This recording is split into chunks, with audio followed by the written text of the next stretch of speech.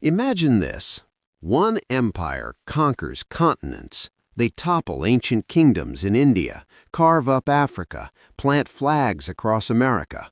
The sun literally never sets on their lands.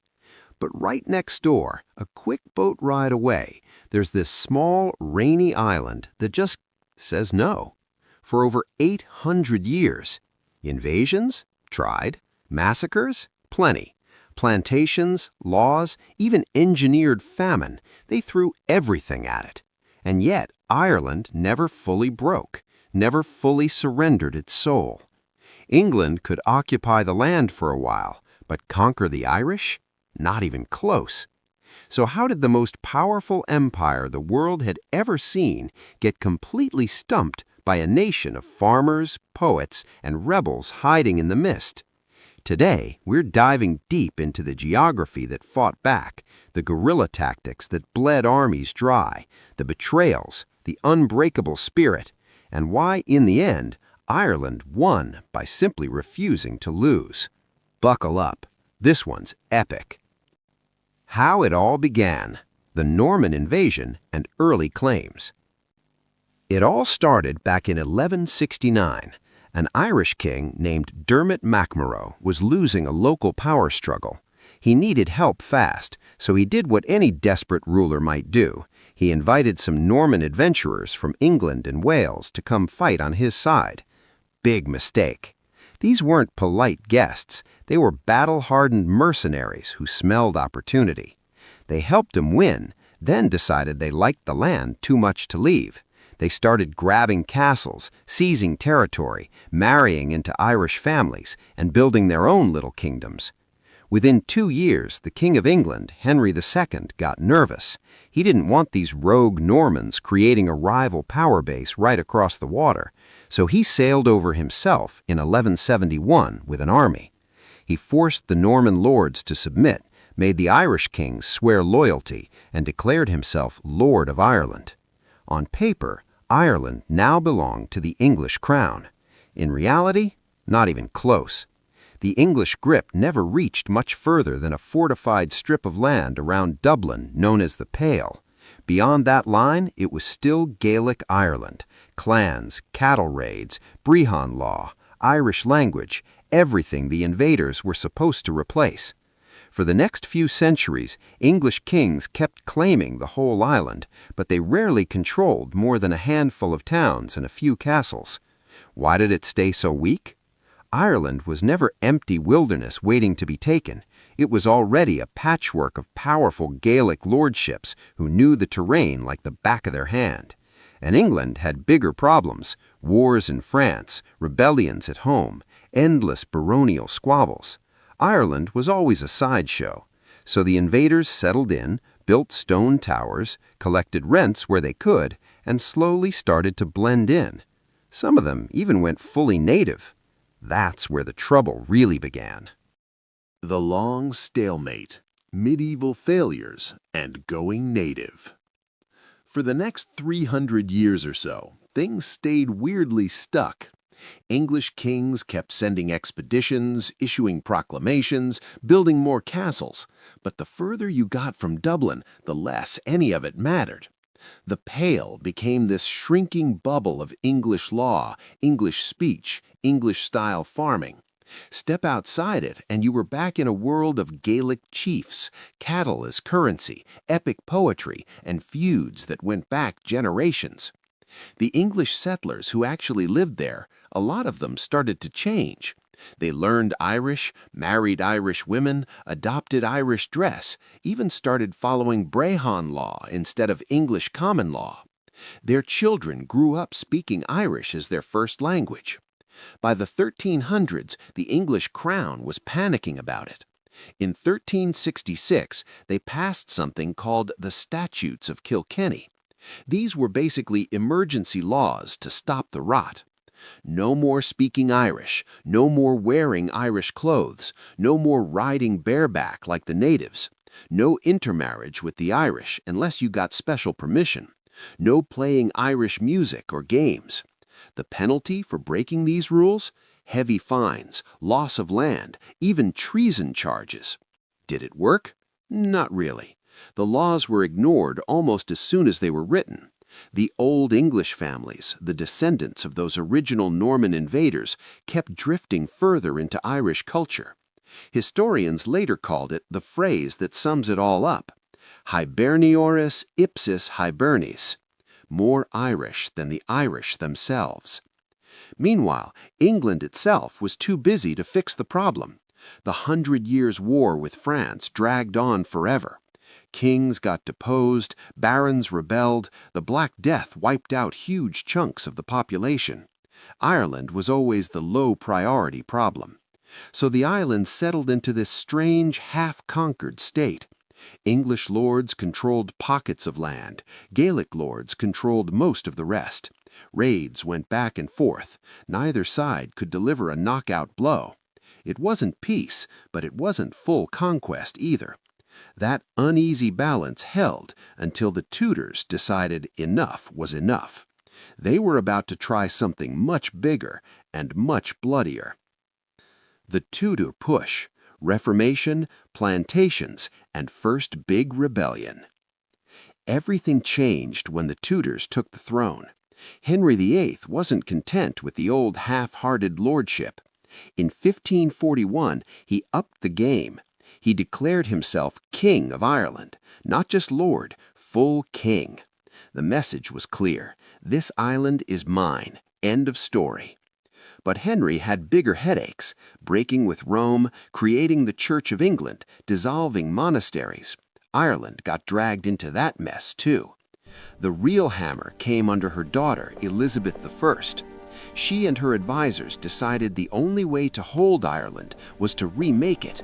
They pushed surrender and re-grant. Irish chiefs had to formally submit, give up their Gaelic titles, and accept English law and land ownership in return for keeping their estates. Some did, most didn't. Then came the plantations. Take the best land, kick out the natives or push them to the margins, and settle loyal English and Scottish Protestants there. The idea was simple: flood the place with people who would stay English and Protestant forever. The Irish didn't take it lying down. By the 1990s, resentment boiled over into the biggest challenge England had faced yet: the 9 Years' War. Hugh O'Neill, the Earl of Tyrone, emerged as the leader. He was smart, ruthless, and genuinely dangerous. He united the northern clans, trained them in modern tactics, got weapons from Spain, and turned the war into a guerrilla nightmare for the English. They ambushed columns in the woods, cut supply lines, burned crops the English needed. English commanders kept getting humiliated. Bogs swallowed armies, rain rusted armor, disease did the rest. For a while, it looked like they might actually win. In 1598, O'Neill crushed the English at the Yellow Ford. The Spanish even landed troops in 1901 to help. But at the Battle of Kinsale, everything turned. The Spanish force got trapped, the Irish relief army was smashed in the mud and rain, and O'Neill's dream of driving the English out died on that field. He surrendered in 1603, right as Elizabeth herself died. The English called it victory. They executed rebels, confiscated huge estates, planted more settlers, but the cost had been staggering, and the Irish hadn't been broken, just beaten back. The clans were still there, the hatred was deeper than ever, and the next round was coming fast. Cromwell's brutal conquest, the high point of control. The 1640s turned everything upside down. England itself exploded into civil war, Parliament against the king. Ireland got pulled in too. Catholic Irish saw a chance to throw off Protestant rule. Some allied with the Royalists, others tried to carve out their own space. Then Oliver Cromwell arrived. He landed in 1649 with the new model army, disciplined, fanatical, and utterly ruthless. He saw the Irish Catholics as enemies of God, rebels who had massacred Protestants in 1641, and a threat that had to be crushed once and for all. He didn't waste time. At Drogheda in September 1649, his troops stormed the town after a short siege. When the garrison refused to surrender, Cromwell ordered no quarter. Thousands were killed, soldiers, civilians, priests. The same horror repeated at Wexford a month later. Thousands more died in the fighting, from disease, from starvation, as crops were burned. By 1652-53, the island was broken.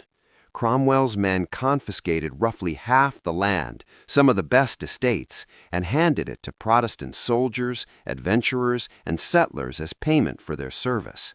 Catholics were pushed west into Connacht, or left landless. The saying went, to hell or to Connacht.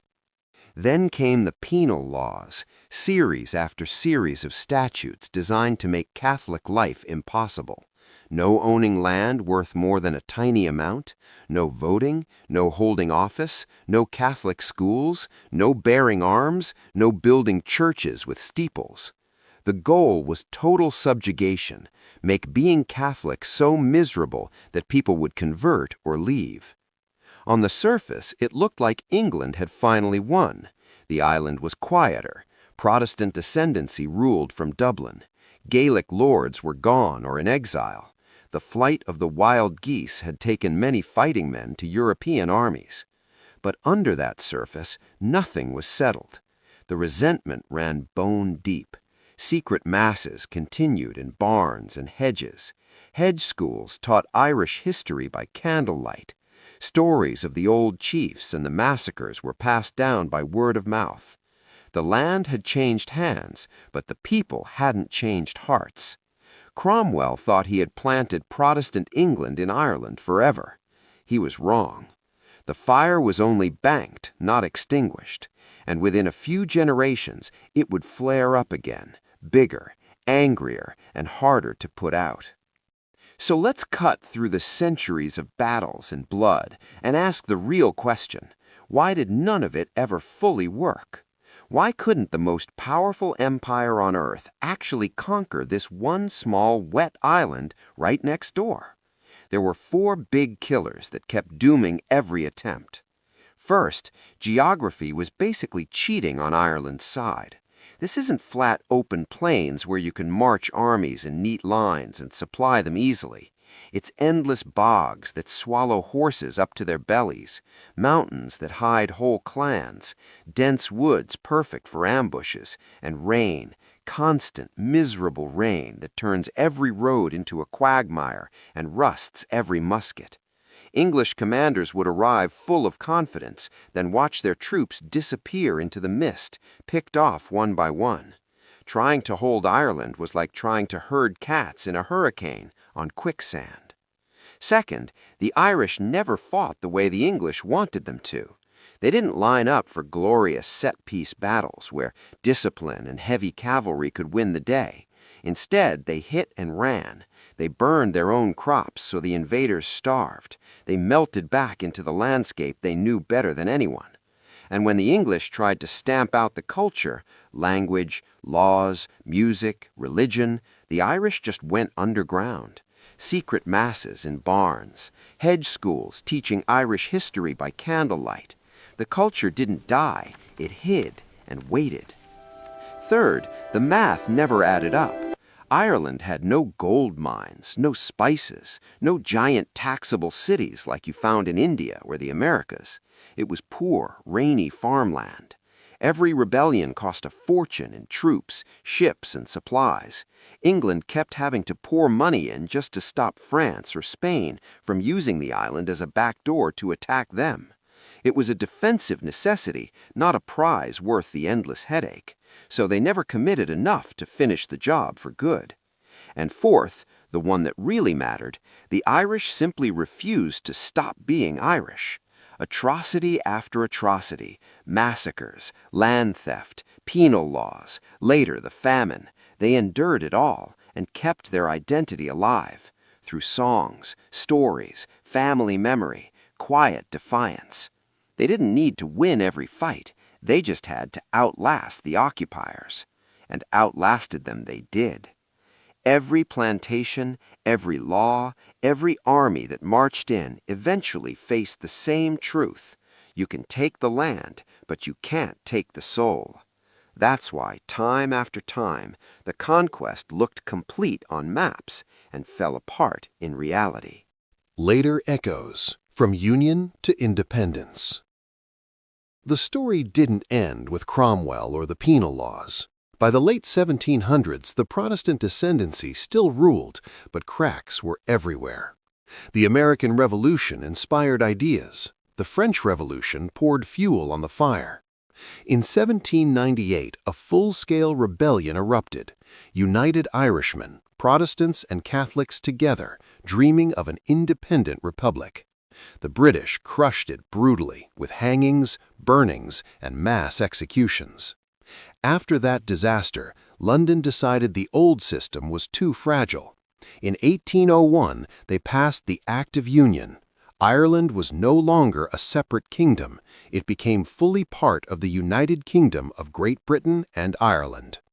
Dublin's Parliament was shut down. Westminster would rule everything. On paper, conquest complete. In practice, the opposite happened. The 19th century became one long, slow-motion explosion of resentment. The Great Famine of the 1840s was the breaking point. A potato blight destroyed the main food crop. 1 million people starved. Another million emigrated.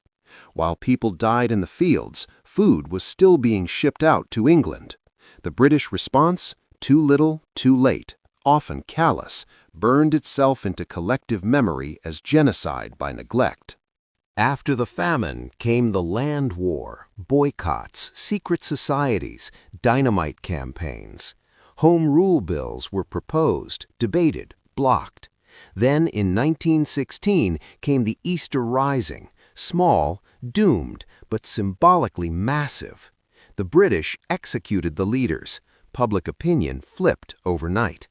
That led straight to the War of Independence, 1919 to 1921. The Irish Republican Army fought a classic guerrilla war, ambushes, assassinations, flying columns. The British replied with black and tans and auxiliaries, brutal reprisals, burning towns, shooting civilians. The cycle of violence spiraled. In 1921, a truce was signed. A treaty followed. Most of the island became the Irish Free State, independent in all but name. 6 northern counties stayed in the UK, setting the stage for decades of conflict. The final break came in 1949, when Ireland declared itself a republic and left the Commonwealth entirely. After 8 centuries of trying, through swords, laws, plantations, famine, and fire, England had finally lost the island. Not because they couldn't hold the ground for a time, they could and did, but because they could never make the Irish stop being Irish. The land changed hands many times. The identity never did. After 800 years of invasions, plantations, massacres, penal laws, famine, and guerrilla wars, the English never truly conquered Ireland. They could occupy the land for periods, redraw maps, seize estates, and force Protestant rule, but the deeper victory, the one that erases a people's language, faith, stories, and identity, never came. Ireland stayed Irish. That identity survived through secret songs, fireside stories, hedge schools, and a quiet refusal to forget. Every attempt to crush it only hardened it. The Irish didn't win every battle, but they won the long game by simply refusing to disappear. Most of the island finally broke free in 1922, and by 1949, Ireland had become a full republic. 6 northern counties remained in the United Kingdom, leaving a legacy that still shapes politics today. But the larger truth remains remarkable. A small, rain-soaked island sitting right next to one of the most powerful empires in history refused to be erased. Not because it always won, but because it endured. Through geography that fought back, through tactics that frustrated invaders, through a culture that refused to die, and through generations of stubborn resilience. And in the end, endurance proved stronger than empire. What do you think was the biggest factor? Ireland's landscape, the Irish people themselves, or something else entirely? Let me know in the comments. If you enjoyed this deep dive into history, hit like, share it with a friend, and subscribe for more stories the history books rarely explain this clearly. Thanks for watching, and I'll see you in the next one.